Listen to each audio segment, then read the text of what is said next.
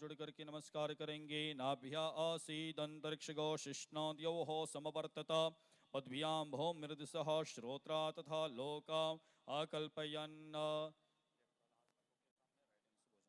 प्राणाय अपानाय व्यानाय उदानाय समानाय। एक चम्मच जल छोड़ दीजिए। मध्य आचम्य जलम। ब्रह्मणे परमेश्वर्ये नमः। पुनः आचारत भोजयेत। ओम ह्रीं प्राणाय अपानाय व्यानाय उदानाय समानाय भोज्यताम परमेश्वरी। 3 चम्मच जल छोड़ेंगे। हस्तो प्रक्षालन मुख प्रक्षालन आचम्य जलम। सर्वांगे सकल अर्चनार्थे मुखवास निमित्ते ही हिरण्य द्रव्य दक्षिणार्थ अक्षतान समर्पयामि। शंखनादम।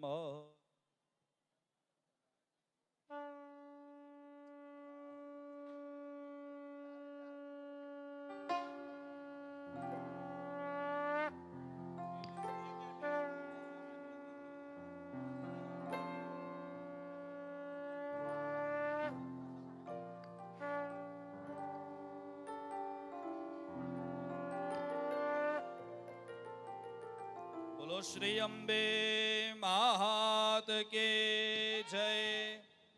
जय आद्या शक्ति।